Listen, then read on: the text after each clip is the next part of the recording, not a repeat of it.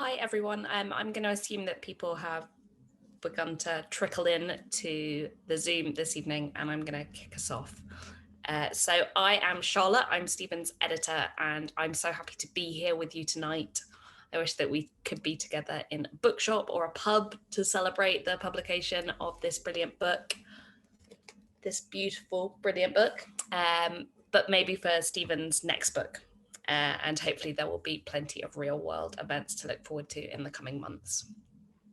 For me, though, Shine Variance has been a highlight of the pandemic, so perhaps it is fitting that we raise a glass on Zoom of all places. I first read this book last March as the world was falling apart, and weeks later I made an offer on it while sitting in my kitchen, the first time I had ever done that. Stephen and I edited the book long distance as our respective local lockdowns waned and waxed and waned and waxed again. And we spent a lot of time on Zoom together. For all Stephen knows, his full team at Chatto, Vintage and Penguin Random House, including the brilliant Anna and Saoirse, who are here tonight, exist in 2 dimensions, and I'm maybe 6'5". We don't know. I'm sure this isn't exactly how Stephen envisaged publishing his long-imagined first book, a book that he may have only started writing in recent years, but that has been gestating in his mind far longer. But I am certainly thrilled to have had both Stephen and these amazing stories as my companions over the last difficult 18 months. These 11 stories have been an escape for me, a window into other places, other families, other menial and existential crises than my own. But they aren't glib escapism. These stories capture ordinary life so perfectly in all its joy and misery and absurdity. From package holidays and flat pack instructions and Christmas tree shopping to ambition, dementia and loss. It's a familiar world that you rarely see written with such tenderness, insight or wit. And these are often very funny stories. The humour, the pathos and the recognition is exquisitely balanced. I won't talk more about the stories themselves. That is what Stephen and John are here to do. I will urge you to buy and enjoy them from your local bookshop if you can. And before I raise my glass, I thought I would share one of our advanced quotes for the collection. It has already amassed some amazing support, but I particularly love this from Danielle McLaughlin. Inventive, dazzling, devastating, and laugh out loud funny, the stories in Shine Variance are all this and more. It's exhilarating to read such remarkable writing, an astonishingly good debut from a writer who clearly finds joy in language. And I couldn't agree with that more. So thank you to John for hosting this conversation, and cheers to Stephen. Well done on a beautiful and brilliant book. Okay, thank you, Charlotte, for introducing that. And to everybody watching, my name is John Boyne, and I'll be hosting this conversation with Stephen. Starting with this, that some of you probably wouldn't know this, that Stephen and I have actually known each other for a very long time. And we first met when we were about 7 years old, I think. And we grew up around the corner from each other and were, in fact, altar boys together. I was the senior altar boy to Stephen's junior. And we've been great friends right through our lives. And it's been so wonderful to see Stephen coming to writing now, which I know he wanted to do earlier on in his life. And, you know, life took different turns, but he has found his way to it now. So I'm going to ask Stephen a bunch of questions about Shine Variance. And he's going to read a little section at some point. And then at any point, if you would like to type a question into the Q&A box, we'll get to them in the last sort of 10 minutes of the interview. So Stephen, firstly, congratulations. This is publication day. Thank you. 1st of July. When you started going back into writing a few years ago and started taking it seriously, one thing I remember is you were sending me stories very regularly. Too regularly, no, very regularly. You were really like working at them all the time. And once you started, where did they all come from, these themes and characters? What were the things that kind of interested you the most to find? Well, thank you John, for saying that, and also to Charlotte for your really kind opening comments. I really appreciate it. And this is this any launch is the launch I would have dreamed of, because it's been a long time coming for me. And John, thank you for doing this. Thank you for your friendship. I remember the seniority in the Altar Boys a little differently, but let's not go back over that now. Where do these stories come from? I think it's just been amassing my whole life experience. As you know, I have a family and I've a wife and 3 children, and I've drawn a lot of inspiration from trying to balance work and life and friendship and trying to keep all the kind of plates spinning at the same time. And I think, you're quite right in pointing out, it took me a while to get to this point in my life, and I maybe thought about writing when I was younger and didn't really go for it. I think I couldn't really have written these stories when I was 20 years younger. I think they've come out of being a little bit older and having a little bit of life experience, and particularly midlife experience. And a lot of the stories are about coming into a certain age and that kind of strange clearing you can find in the middle of your life when your youth may be largely over, your old age has not begun, and it's kind of a where am I, what's next kind of feeling. And that's a feeling I think a lot of the characters are dwelling in the stories. And in writing them, do you feel that you've started to understand that about yourself more? Definitely. I think rereading the stories kind of in to remind myself in preparation for today, it occurs to me that a lot of these characters are kind of coming into a moment of clarity, or trying to reach towards a moment of clarity, and kind of fumbling into that, not always getting it right, and not necessarily having big epiphanies about themselves, but just kind of suffering into some knowledge about themselves, about where they are, where they should be, and asking that question is, am I doing the right thing with my life? That's certainly a question I've asked myself, and answering that question is kind of what's led me to this point from a very different life, into here. And I think a lot of the characters at different levels of intensity are asking themselves that question as well. Well, I mean, that is a question I think at this age we ask ourselves. You're at the very end of your 40s. And as you say, you're not a kid anymore, but you're not old. And I think as a writer, I think we learn more about ourselves in the work. We ask ourselves questions. Somebody said that, in writing, it's the job. The job is not to find the answers, but to pose the questions better. And I think in reading these stories, we find a lot of basically happy middle-aged people, but who are also sort of asking themselves, is this it for the rest of my life? I feel people of our age are younger than people of the generations before were at that age. Would you agree? Definitely. I think that's true. Just even looking at lifespan, people in their late 40s, 100 years ago, you were well into your final act, for most people. But now we have, as medicine advances, we may literally be, one of the characters in the book says, I'm kind of halfway, I'm taxiing down the runway, and I'm kind of halfway there. And it's a big question to ask. You half your life maybe lived, more or less, but that means there's a lot left to go. And if your mind is good and your body is good, you've got all sorts of decisions you can make.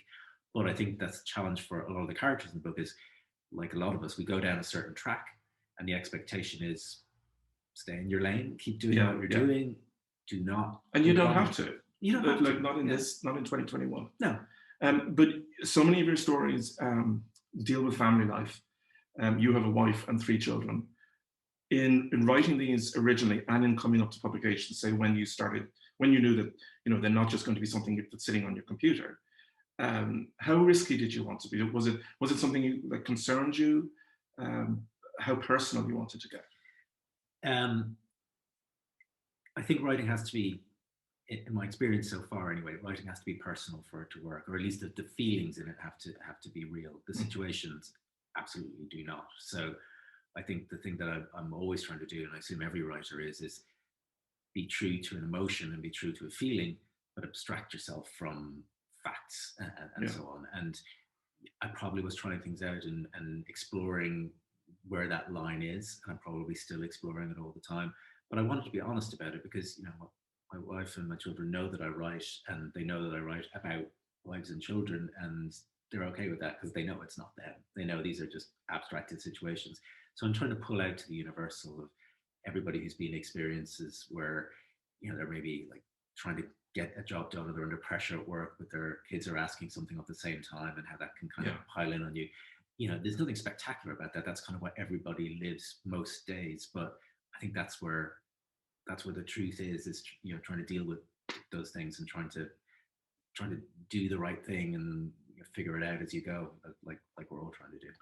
Maybe just tell us a bit about, because we've touched on the fact that this was something you thought about, say, as a younger man, and you had another life in the meantime.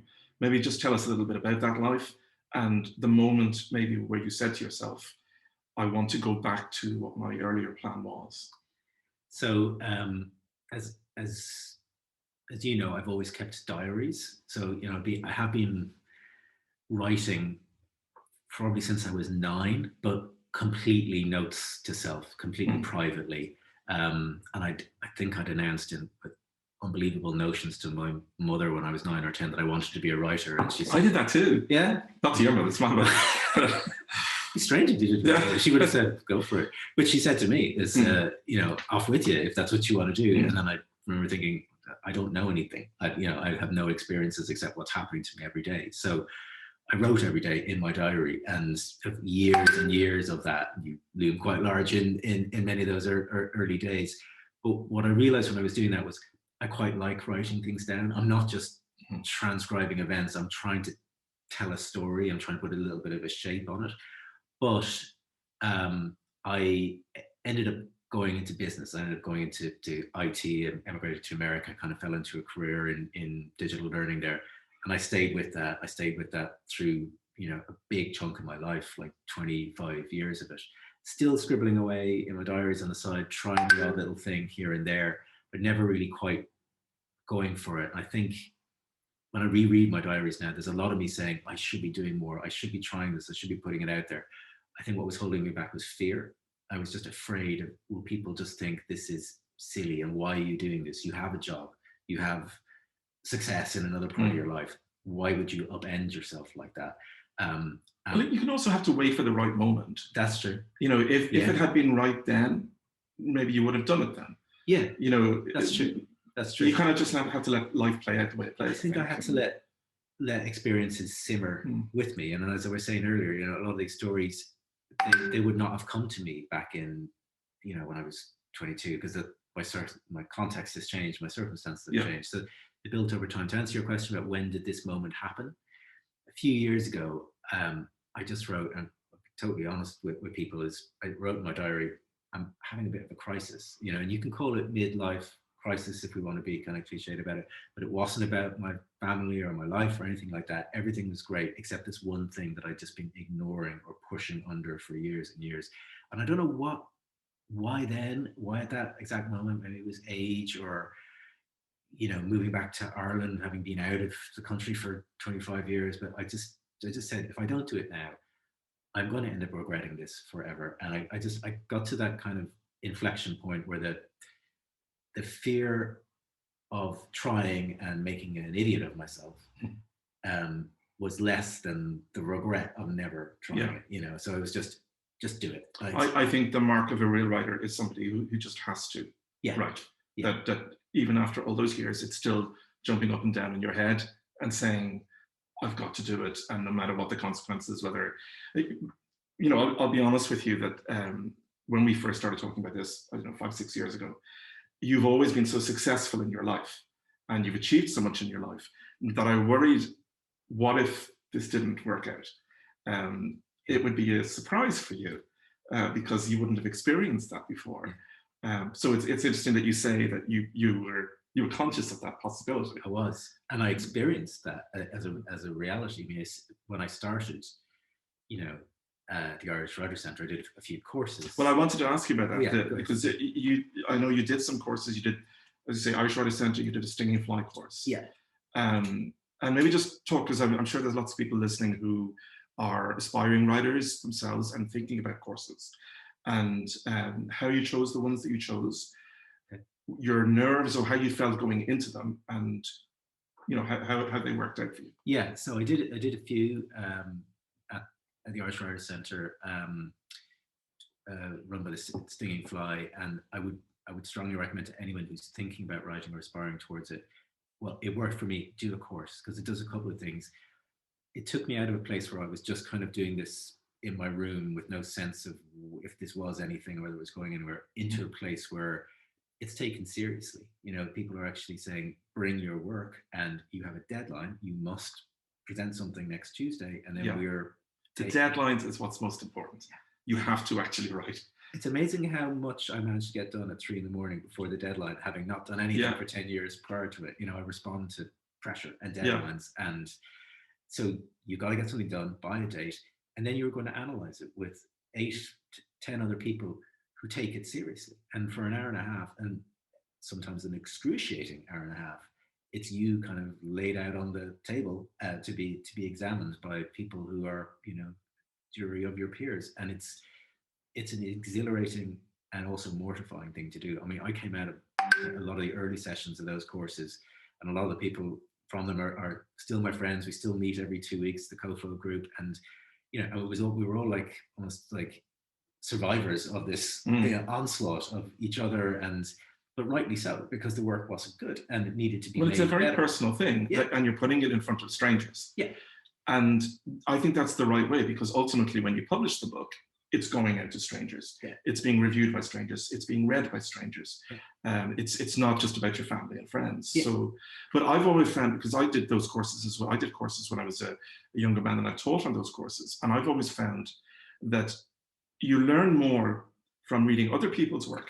Absolutely. And learning to talk about it, analyzing it, going into that room with something to say, than you actually do about what they say about yours. You learn more about writing, I think. That is completely true. And that is the other hugely important dimension of this is, you know, it's somebody else's turn 7 other times, and you read them, and you're supposed to be, you know, critically analyzing them. What I learned from that, probably what you learned from it, is I'm spotting things that I don't like in my own practice, and I'm reinforcing them to myself by catching people out on the truth. I'm making that mistake. And we're still doing it every 2 weeks. We still do it with the Brooks group and the COFO group, and we're great pals, but we are hard on each other because we know each other's styles so well that we can say, you're doing that thing you do, you know, where you can push yourself harder here. And it's so important, I think, to have critical friends like that who are invested in you, but it's, as you say, it's not friends and family. They're not going to let you off the hook. And that was the great thing about those courses. And you have to, I think, develop trust with people in that situation where people can be, can tell you what they think. You have to do it with an element of kindness, you know, like you don't want to just rip somebody down. But, you know, I always found on doing them that the best way is to balance things, is to say, here's what I really like. This is working great. This is working great. Wasn't sure about this. And to do it that way, because otherwise, you know, you don't want revenge attacks. You know, there's often going to be one person in the room who can't take criticism. But, you know, again, if you publish, someone's going to review it in the paper, and we're all going to get a bad review from time to time. I mean, obviously, I've never had one. But no, we're all going to get a bad review. Which papers do you read? We're all going to get a bad review from time to time, and you have to kind of suck it up. I think a writer knows the value of their own work anyway. That you know if you have achieved what you set out to achieve. And on saying that, what did you set out to achieve when you were putting these stories together? What was there kind of like a defining principle in your head that you wanted to really express? I wanted to take what I consider ordinary life, simple things. There's nothing epic or fantastical that I wanted to explore. That's, my head wasn't there. It was like, how can I take something simple, just an act of a family trying to go on holiday, or a man trying to put a flat pack together, and try to do something. I'm not going to use the word extraordinary about it, but try to find the wonder or to find the drama in that. That was the kind of challenge I set to myself, was, and I wasn't trying to restrict myself by theme, but say, how can I inject the feeling that I think is in all of these things that we do every day if we let it out. And that's what I wanted to explore, and to try to explore this act of trying to communicate with each other, not to overly simplify it, but I think it's an incredibly difficult thing to do for two people to just say, this is me, this is really, really me. I'm putting myself in front of you. Is this you? Will you reciprocate? We just don't talk to each other like that. We fumble around language, we misdirect, or we conceal, or we, you know, try to protect each other's feelings and all that stuff. And so much gets lost in that. I acutely listen for that when I people communicate. I was trying to get some of that down on the page and get into the feeling and the interiority behind, that gap between what we say and what we really feel and what we really think. And try to do the mundane moments of life, I think, are often the greatest things in fiction. And writers such as, say, somebody like Anne Tyler, for example, who's long been one of my favorite writers, writes very simple stories where not an awful lot often happens, but in our normal day-to-day life, not an awful lot often happens, but it's so interesting and it's so well written that it brings you in. You mentioned about a family going on holiday. The opening story, Dolphins of Seville, which has long been one of my favorites of yours, is a wonderful story. Family life. We mentioned you've a wife, 3 children. I'm sure, especially when they were younger, the drama of getting on a plane is not easy with all the stuff that comes with 5 people. And I find that like a wonderful story of them going away, but relationships feeling different when they're outside of their normal environment. Maybe talk a little bit about that story, which I think was published or was a shortlisted for a that was, it's kind of, it was one of the early ones that I wrote, and I think we've been on holidays many times. Not in the last year and a half. We haven't disgraced ourselves in an airport in the summertime. I mean, the kids are older now, and it's brilliant. But when we were younger, we used to have a rule: what happens in the airport stays in the airport. It's kind of, I used to call it the unholiday part, when until you actually get there and unpack and go. That trauma of 5 people scattering in different directions in bags. I was trying to tap into that, and yes, I was trying to get a bit of humor into it. But there is something, what you said there, going to another place and thinking there's some otherness about this, and we're on holidays and we're going to be different and somehow be. Well, that family is completely different somewhere else, and you've got a female central character in that, and you start, like, it's your first story in the book with a female central character. And her finding independence really when she's got out of here. She taps into another side of herself. But I think it's one of those situations where it's almost an illusion. You think that by changing your territory or your surroundings that you can become someone else, and maybe you can, but really you can run away from yourself if you want to, but you're going to run right back into yourself eventually. You can't completely transform just by going to Spain. It's a deeper transformation, and I think in that story she's trying to reach for a deeper transformation of herself. And it's very introspective when she's running, and it's a great start to the collection, I think. And the second one then brings us on to was Wingers, and I think we're going to hear a little bit from that. So maybe at this point you could maybe just introduce that story and read a little bit. I shall slip over to the side of the room while you're reading and return. So Wingers is a story about a young boy from Manchester who has come back to Ireland with his mother to visit his unwell grandfather.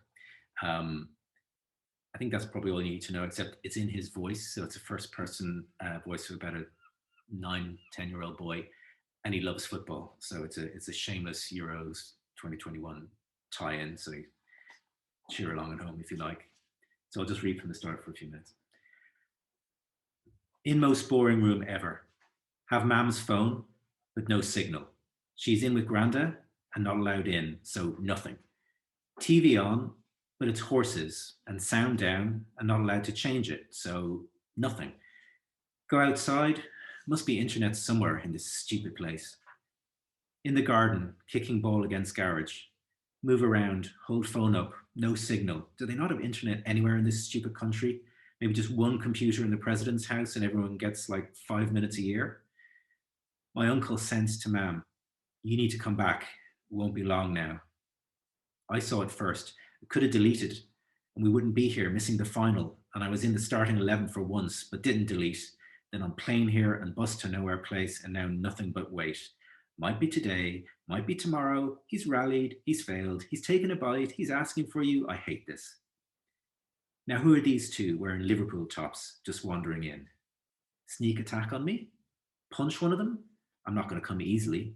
Yeah, smaller one in the neck, then grab and do sleeper hold and say back, back, or I will finish him.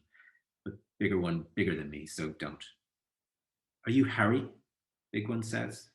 No, I'm your worst nightmare. I'm unstoppable force. Watch this. Oh no, he's got killer moves. Save us, please. No, we surrender. No, I will not save you unless you tell me how to get internet. Yeah, I say. I'm Daniel, Big One says. This is my stupid brother Rory. They push each other. Right, cousins, yeah. Not assassins. Didn't recognize. Just as well it didn't unleash an attack. You live in Manchester, says Daniel, looking at my top. Yeah. He makes a sucking in noise. Can't believe we have a United fan in the family, he says. Are you home because of Granda? No, dumbass, here on the holiday of a lifetime. Yeah, with my mam, I say. We pass the ball around. I do 3 keepy-uppies and volley it back to Rory. I did 5 once, he says. 5 is nothing. I can do 12 easy, but better not show off. Do you want to go to the Astro, says Daniel. Better than this stupid garden. They go over the fence and I follow. Are we allowed? Should we stay in the garden? Don't say this. Don't make them think you're a little baby. Should have told Mum, promised not to wander off, but we're out there already now. Astro's full-size pitch, ideal match conditions, better than school. You go and goal, Daniel says. He tries to curl one past me, but see it coming, slow-mo dive. Oh, wonderful stop. How did he reach that? He is keeping his team in this tournament, no doubt. Skills, lads, someone shouts. Look over to the sideline. A man and girl there. Will we get a match going? The man says. Don't know now, don't know. Strangers might want to fight us, and will cousins back me up? Can I count on them if we need to smash in some strange faces? Will they have my back or double cross me? I don't know. Are they attackers or defenders? Yeah, sure, Daniel says. Go on, Michelle, get involved, the man says to the girl. She takes off her tracksuit top. She's wearing a Man United away kit from last season. Okay, maybe one person on my side here. Not another one, says Daniel. I'll ref, says the man. 2 on 2. What are the teams? Pretty obvious, Rory says. Classic showdown, so, says the man. He takes off his jacket and also in a United top. 3 on 2 now, but he's not going to play. Wouldn't be fair teams. He shakes my hand like he's a match official. I'm Seamus, he says. He puts his arms on the girl's shoulder. This is Michelle, and you are Harry. Now I know these 2 bucks, he says, looking at the cousins, but I don't think we've seen you on the Astro before, Harry. No, I live in Manchester. He goes down on one knee, looking right into my face. You're home for your granda, aren't you? I'm sorry to hear now he's not well.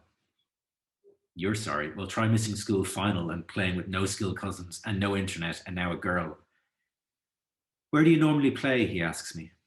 Left wing. I'd say you have the pace for it, he says. Let's see what you've got.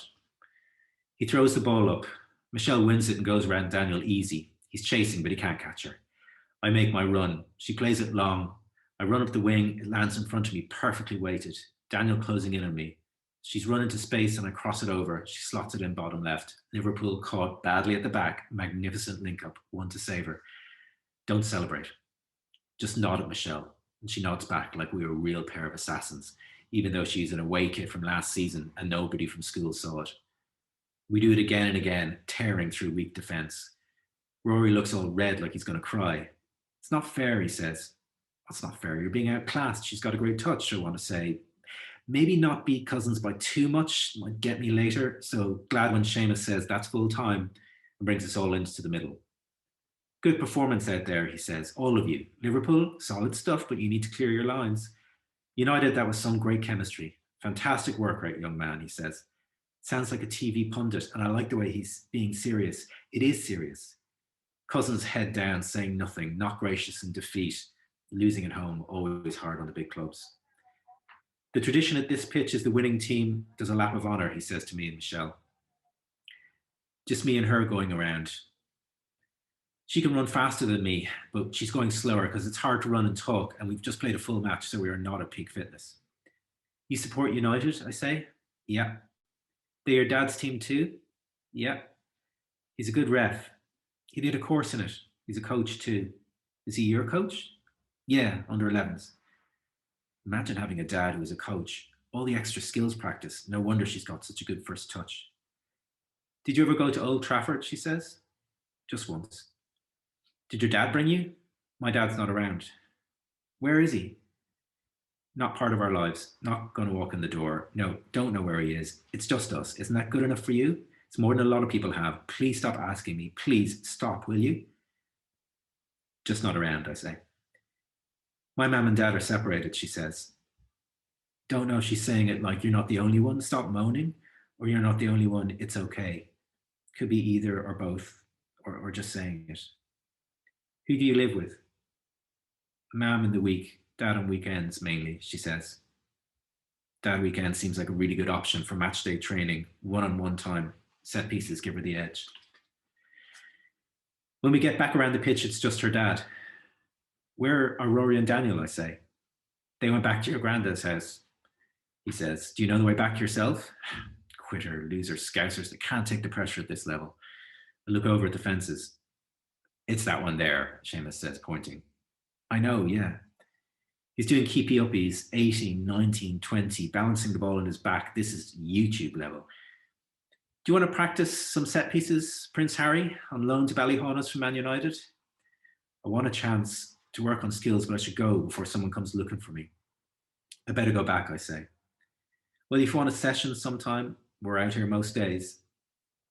He puts a hand on my shoulder and the other on Michelle's. Quite the deadly duo, he says. I want to say to her she has really good pace and clinical finish and definitely will come back again, but I just say, okay, see you. That's great, thank you. I was thinking as I was sitting there, first story, central character, mother. Second story, central character, narrator, little boy. Even though they're so personal, you actually keep yourself out of it in the running order for quite a bit. Yeah. There's 11 stories, I think. 11, yeah. I just wondered about that. Was that deliberate, or how did you decide on your running order? Charlotte was absolutely brilliant, and Sophie Scarb, my agent, really helping me to think about it. And Charlotte and I used to talk about the idea of a mixtape, just getting the balance right, having a mix of voices, spreading the stories out. So there's several first-person stories from male, female, child perspective. There's one from second person perspective. There's a few that have kind of no perspective at all. There's a couple in the third person. We're just try to spread them out. I wanted to try different voices. I wanted to put myself into a situation that I'm not in and see if I could write from that perspective. So that's what I was trying to do there. No, I think that works. And the younger characters in this collection, people I find don't write about children as much as they should in adult fiction. And there's a lot of children in these stories and child narrators, fathers and sons particularly. And people might have seen the piece you wrote in the Irish Times on Father's Day last week about your own dad, Charlie, and your experiences growing up. And it was a very good piece, very interesting and amusing. There's so much about fathers and sons in here. Yeah, I mean, it's a dynamic that fascinates me, being a father and a son, and going through all that experience. And I've talked to my dad a lot. Certainly since I wrote that piece about you look at a father and you think, if you're a son, I think in particular, not exclusively, but I think it's a particular dynamic, fathers and sons. You look at your dad and you go, there's a guy who knows exactly what's going on. He is in charge. He can drive. He can sort of fix things. He can do this and that. But inside, that parent is probably going, I don't know what's going on. I'm dealing with life as it's coming at me. I'm under pressure at work. I'm worried about things. And I think particularly this generation, we're becoming kind of the sandwich generation. Our parents are getting older, and we're maybe dealing with them, which I get into elsewhere in the book as well. But I wanted to try to explore that father and son thing, is that kind of the hero complex that you have and how that can change, not necessarily get shattered, but you kind of come into a realization about what your own father is like. And you also realize your child is not as innocent as you think. They are becoming young adults in front of you as well. And I think there's a wistfulness to that, but there's also kind of a realization how that relationship can change almost week to week. Which story is it where the father is taking the kids out for meals and basically trying to get free meals by, putting broken teeth or something into the Tooth and bone. That's the one, and it's the son, isn't it? Who, like, it's that moment of realization that actually he's a bit of a con man, and that's quite shattering. Yeah, he sees the flaw in his father, or he sees the reality of his father, that he's actually trying to. He's not a good man, or he's not a wholly good man. He has a flaw, a big flaw in him, and I think for a child, that's a traumatic experience. You realize in that moment, this idealized person is not perfect. In fact, they're human. They have everything else going on with them that other people's dads have, and you kind of come into that realization. And I think that's a wheel I like to try and turn a lot in these stories, especially between fathers and sons. Yeah, and I think it works well. And a lot of the time, the fathers are they really are genuinely doing their best. Maybe the guy who's kind of conning the restaurant, not so much, but most of them are really doing their best. Yeah. But like the guy putting the IKEA furniture together and all that. Yeah. And there are times, I'm sure, as a father, where you want to go into the garden and breathe for 5 minutes. Breathe? Or something like that. You've lived so much of your life, as you mentioned, in tech, and yet it's not a big part of the story. There's one story, Please Say Why You're Calling, which is very much in that world. Yeah. There's another couple of things here and there, but it's surprising to me. I was thinking about it earlier. Surprising that you don't use that part of your life, which is a 25-year part of your life. You don't use that so much. Well, is that conscious? Were you aware of that, or? I wanted tech to be in there only in the way that it kind of cuts into our lives, like text messaging and dealing with automated checkouts. And yes, there's that story where someone is actually working in tech in the call center. But I wanted to keep it more backgrounded. I think the biggest part of my work life that's in there is, while I was working in the tech industry, I was working in a sales job a lot of the time. So there are characters in there who are trying to sell things, like we all are, really, all the time. That I found more of a well to draw on, the idea of commuting every week, which I did for a long time, trying to hit a sales target, which I did for a long time. I think I will explore tech more in the future before I forget everything that I've been doing for the past few years, because I think there's a lot. I'm trying to think about books that do, and it seems almost like it's a difficult thing to write about, I think, in fiction. I think because it changes so fast. If you're trying to write about contemporary tech, I mean, there's science fiction where you can kind of get away with an invention of a technology that doesn't exist. But yeah, there aren't any books I can think of. Douglas Copeland did it. Yeah, that's true. Yeah. You mentioned about, for many years you would, when you came back to Dublin, you were flying back and forth to London, week on week, which I'm sure was exhausting. But there's a story sort of narrated from the seats, or overhearing from different seats on a plane, which I thought was very original. Thank you. So I used to do that every week. The Dublin to London shuffle. What I wouldn't give to go through security and get on the plane, hopefully very soon. But so that story is just born out of the.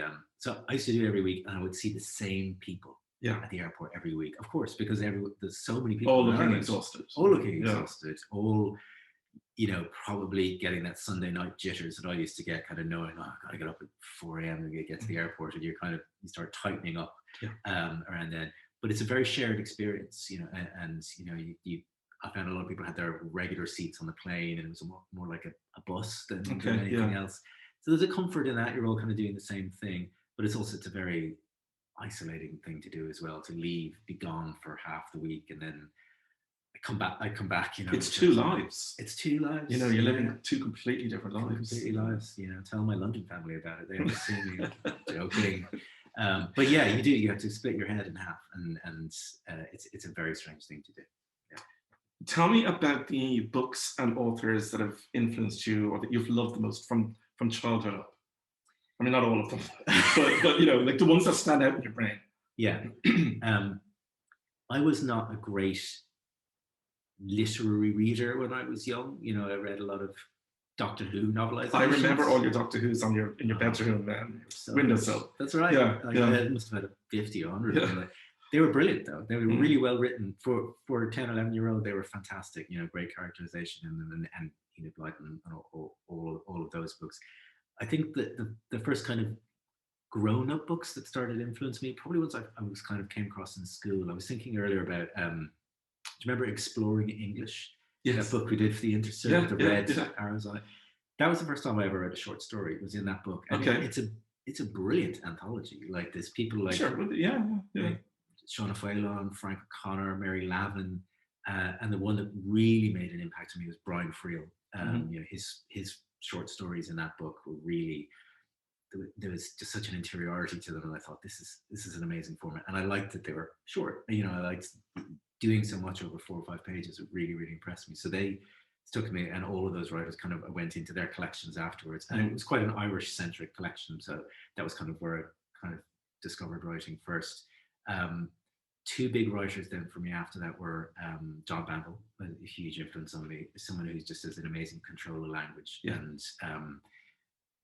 the density in those books. You know, I used to stop and look up words, but I was loving having to do that, because it's kind of building a kind of understanding of a world he was creating.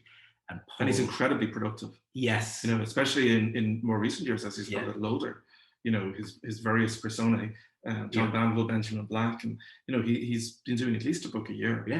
Incredibly productive, and the quality never goes down. He's absolutely, he works incredibly hard. He must write every day. So John Banville, absolutely huge, and continues to be. And Paul Auster, who I think in a certain moment, probably when I was 19, 20, when New York Trilogy came out, and then Moon Palace stuck with him.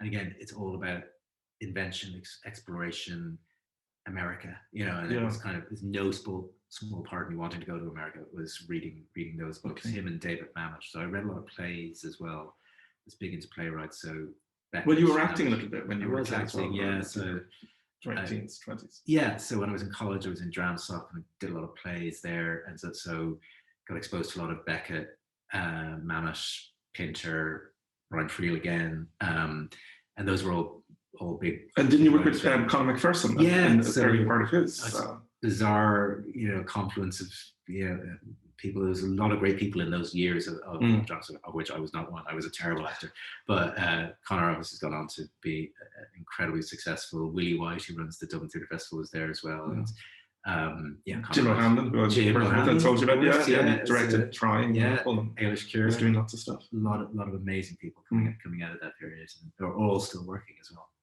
And what are you reading at the moment?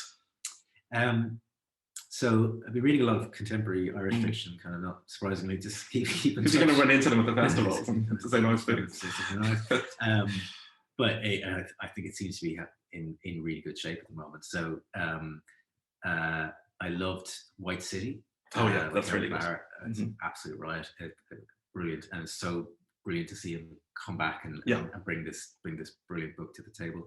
Boys Don't Cry. Also, he's been incredibly honest about the difficulties he faced as a writer between Bad Day and Black Rock and White City, and he was young when Black Rock came out, and I think he's come back to it at a place where he's not going to slip away again. No.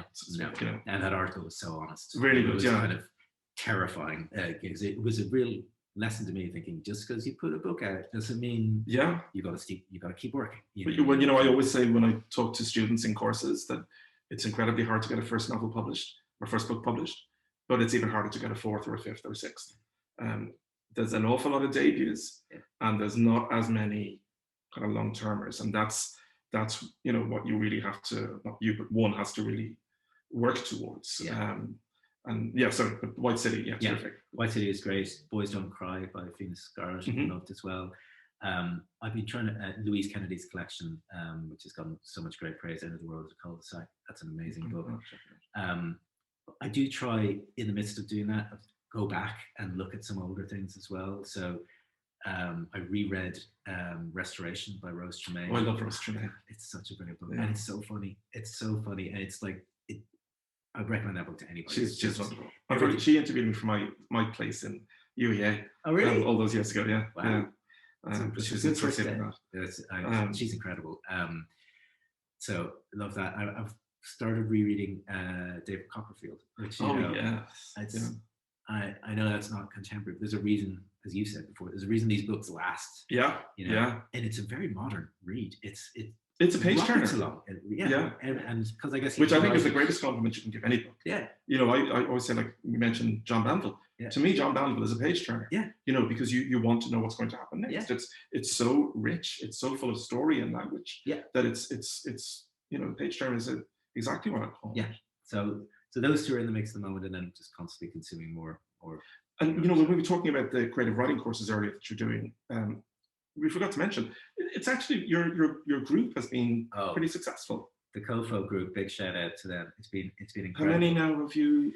So of kind of the 8 of us who's kind of stuck together in the group, four of us have book deals. So Louise Nealon, absolute star, Snowflake. Yeah, it's done incredibly well. On everybody's shelf, and she's fantastic. Sheila Armstrong has a book coming out next year, How to Go to Fish. That's going to be massive. Okay. Liv Dervin has a book. Liv Dervin. Liv Dervin, right. Yeah, so The Quiet Whispers Never Stop. That's coming out next year as well. And keep an eye on the other 4. And the other 4 will be probably, coming right behind. And can I also say, in 2 groups, June Caldwell in the other group, another amazing. She's a terrific writer. So I'm surrounded by this incredible talent, and it's such a privilege to be in those groups. Tell me a little bit about your process in writing these stories. Have you started each time with a whole idea of where it's going to go, or just a character, a theme? How have you worked them? Certainly none of them I've had a clear idea on where they're going from the start. I think I've just been pushing into the dark.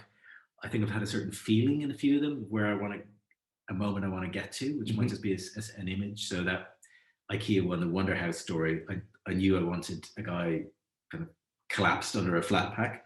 So it was how does someone get into that situation? So it was just going on that, and it was kind of I was trying to make it funny, and then I realized it's actually gone a little bit darker than I thought it would. And I was delighted when that happened. Oh, you have to let it happen. Yeah, you got to go where it goes. Yeah, and you know, and I'm sure you found this in other artists. You always get out of its way. Just let it. Yeah. Just kind of. But that's where I think writing is really working. Yeah. When it's taking shape in front of you and it becomes something completely different, something unexpected. Yeah. And that's a very exciting moment, I think. Yeah. Yeah. And then, you know, once you've done that raw thing, which is kind of what I did with all the stories, is just get them down in as raw form as possible. Then step back, you know, and I often find this is nighttime writing versus morning writing is I kind of work well kind of late into the evening, 2, 3 in the morning, just pushing the first draft of something down, and then the cooler light of the next day, look at it and go, what is this, you know, and what could it be? And then it's that really enjoyable, slightly different work of, does, you know, if I shape this differently and move this around, and you know that the editing and polishing to bring it into a second, third, fourth, fifth draft. But you know, I think as long as there's a feeling there, as long as I think I've got something raw to begin with, I'm always happy to keep on working and keep on working on it.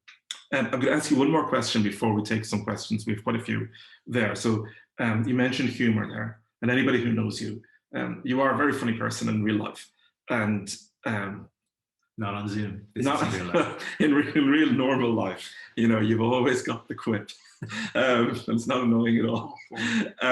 These stories, they do have a lot of humor in them, but I think they're more introspective than showy off. And was that something you sort of determined on yourself? Was it brought back through the editing? Was it like toned down? Like, I think it's good. I mean, it's better to be introspective, I think, and let the stories work their own way.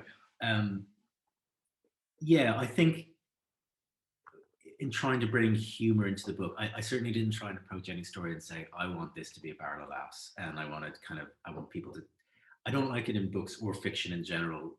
I was rewatching Friends, one of the shows where a character just obviously just tells a joke and there's a laugh track and the other characters laugh. It just very rarely does life work in little set pieces like that. You know, often what's funny is actually not very funny at all. And that's, you know, something I've taken from, you know, Beckett and other people like that, is there's a lot of comedy in the darkest situations.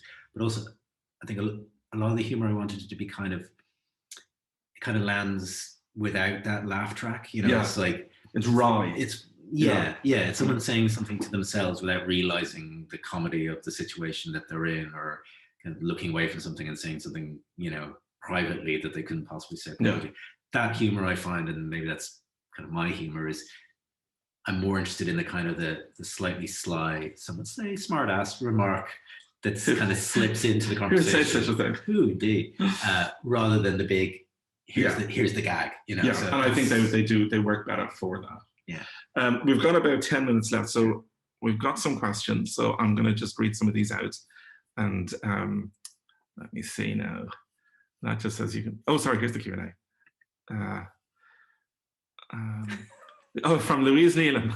She says, "Congratulations, Stephen. During your altar service careers, who got to ring the bell the most at Mass, you or John?" I always found the bell ringing part terrifying. I don't know about you, because it was always, there was different types of masses, and you never knew, like, was this going to be one of those with the long bit where you had to ring and I didn't like it. I like being the cross bearer. Nobody's going to care about this. I like being the cross bearer, not the ring guy. Being the bell ringer is like being the drummer. It's like if you make a mistake, everyone's going to notice. That was there's a lot of people saying so refreshing to hear a male author talk so genuinely about juggling life.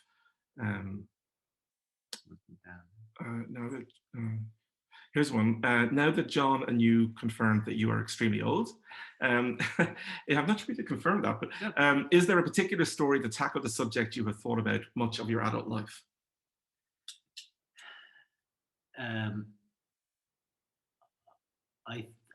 There is a story in there about dementia. Okay. That's something I can't say I've thought about that through my adult life, but it's more on my mind now, and I'm fortunate to say, you know, my parents are in very good shape, and I know plenty of people who are experiencing that. Either their partners are going through it or their parents are going through it, and I think it's terrifying. And you know, I think the conversation around it has really opened up, and we're not trying to do that thing that we used to do in Ireland, is kind of push it away and pretend it's not happening. We're very live about it, but it is still, I think it's terrifying to go through that and to see someone slip away from you. So I tried to write that, not from a kind of a clinical analytical perspective, but just what is the emotions like for, and again, in that situation, it's a husband seeing his wife slip away. He's trying to hold it together. He's trying to convince his daughter everything's fine when things are not fine, and just watching that unravel. So and which story is that again? That's called Riptide. And another one, which of the stories is your favorite? If you can even answer that, it's always a hard one. Yes, it's a very hard one. I'm fond of them all, as you might expect me to say. They're all masterpieces. They're all my children. But like any father, I have a favorite child. There's three of them sitting right there, so I'll deal with that later. Yeah. I would say Shine Variance, the title story, which is the last story in the book. It was the dead. Yeah, there you go. If you will. I will not. It was one of the first ones I wrote. It's in quite a different voice, and I think I remember harking back to those workshop experiences. When I brought that in, I was really, really unsure about it, because the syntax of it is a little different and it kind of runs. And I remember Sean, who was running the session, saying, "I think you've cracked into something here." And it was the best thing I could have possibly heard at the time. It was like, keep on daring a little bit with voice, you know, push yourself a little bit further. So that one, and then that one went on to get shortlisted for White Review. That's how I met Sophie. So that story has done a lot for me, you know, in terms of moving forward. And I really like the story itself. It's the one about the dad missing his sales target, trying to buy a Christmas tree with his son, and everything's kind of caving in on him. So it's I'd say that's probably two more questions before we wrap up. Yeah.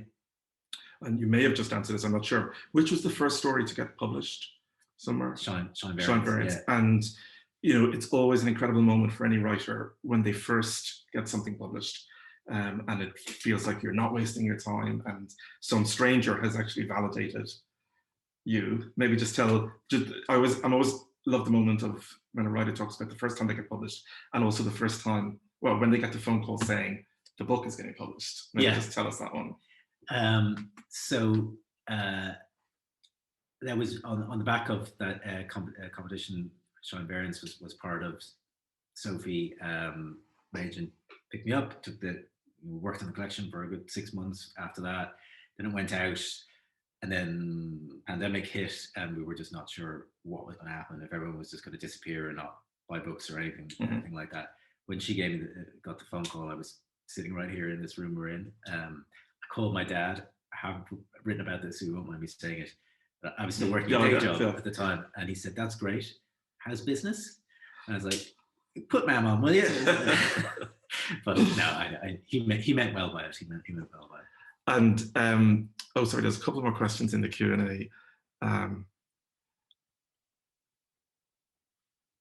How did you select the title and cover art? The title is from one of the stories. Variance is the name of the story. The word variance, and it means missing your sales target. That's where that one comes from. The cover art is amazing work by Matt Broughton. It looks a little bit like an instruction manual, like kind of an IKEA instruction manual, and it's based on that kind of wonder house. And he's done a brilliant job of putting little elements. So there's a Christmas tree and a football and all sorts of little bits in the front cover. So he's done an amazing job with it. Issue 27 made me tear up the first time I read it. Is it based on a real experience? It's based on me really commuting. Something happens on the plane. I won't ruin the story, but what happens on the plane did not happen to me. The realization of the person after that, yes, that's pretty close to, I can say that's probably the most personal story in the book, because it's about someone who goes, this is not me.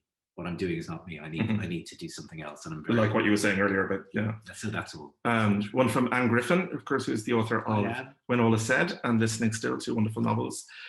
What did you enjoy most about the editing process? I really enjoyed it. I really enjoyed pushing the stories away from me and having Charlotte, look at them afresh, go through them. And we did kind of big notes and then smaller notes, like what's working about the story? Is it even working? We, changed the order, changed perspective and tense an awful lot through that. And I loved the back and forth on that. So I really liked just stepping into a story and saying, just because it got this far in the process doesn't mean it's done. And that was a real realization for me as a first writer. It's not like you go, here are my stories, thank you very much. Let's just do some spell checking. Only. We kind of rip them apart and put them back together again. And I love the collaboration of it. I loved having other people say, I know you love this, but it's not working, or this thing that you keep trying to drop, that is working. That conversation, when you're doing it with the right people, who I absolutely am with Charlotte, that was just a great experience. And last question, because we're almost at our hour, and it was my last question, and 3 or 4 people have asked it on the Q&A as well, is what's next? I thought we'd have pizza and a drink. What's next in your writing? I have a novel coming out. Yes. It is called Complex Fracture. Currently, that might change, but and it continues on a lot of the themes that are in the book. It's family life.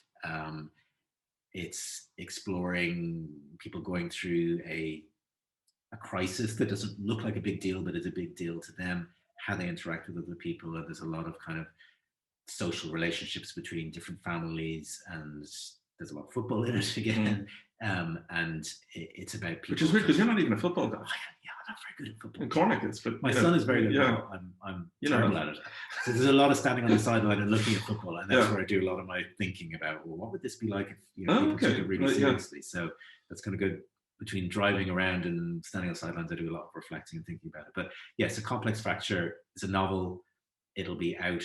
I think it will be early 23. We're still kind of working that out, but soon. Actually, we mentioned John Banville. I remember him telling me that being in a pub one time and a football match on the screen and everybody watching it, and going to the bar to get a drink and somebody turning to him and saying, "Imagine caring." Yeah, pretty good. And writing the novel, obviously a very different thing than writing short stories. Yeah. Have you enjoyed it more, less, differently? What's the... Definitely differently. I was, heading into starting to write a novel, I was like, I'll just pretend that this is 15 connected short stories and trick myself into that, which it isn't. You need a completely different arc and plot to it. I really liked it, and I've written it as it stands, in 5 voices, 5 members of a family, and each person gets to tell their version of things, and we kind of come between that. So I love that. I love immersing myself in an I voice that's not me, and just inhabit somebody else. So I love the process of it. It took longer than I thought it would, but you know, we're kind of done the first draft now and into edits, and Charlotte and I are working closely on that. So yeah, completely different process. It's kind of like someone saying, well, you seem to be good at tap dancing. Would you like to write an opera? And you know, it was very hard for a while for me to connect. Just because you write short stories doesn't mean there is lots of transferable skills, but I think my feeling, and you'll know this way better, is you have to put your head in a completely different place in terms of the arc of the thing and how deeply you can go into situations. I think short stories are all about, and all those different strands that have come together. Short stories are about tight structure. You can expand and explore over a novel. I've loved doing that, letting it all flow. Well, I'm happy to tell the viewers that I've been lucky enough to read a lot of the novel, and it's wonderful. It's going to be wonderful. It's a very interesting, original piece. So before I wrap up, is there anything you want to say to the good people? I would just like to say, starting with you, John, and everybody here, we'll be here all night if I call out everybody, but there's so many people who, some of them are on the Zoom, who I just want to thank for being supportive, you know, from a professional perspective. Charlotte, Saoirse, Anna, and at Penguin Random House have been brilliant in getting to this point, and Sophie, my agent, as well. The writing groups who have called out already, fantastic support from them, and my friends and family, particularly my wife Dawn and my kids. You know, this is a weird thing to do with your life when you're in your late 40s, but to be told just go do it, you've got to do it, that's meant the world to me. So to all of you, I just really appreciate being at this moment, and I just want to stay here and keep going now. So well, I'm sure you will. These stories are wonderful. I would encourage everyone to go out and buy a copy. The bookshops are back open. They are, I believe, and it will be available wherever books are sold, as they say. Shine Variance, published by Chatto Windus. So Stephen, best of luck with it. Thank you. And hopefully next time we'll be in front of an audience. I would love that. In a bookshop or at a festival, a glass of wine afterwards, and meeting readers themselves. That would be brilliant. Thank you so much, everybody. Thank you.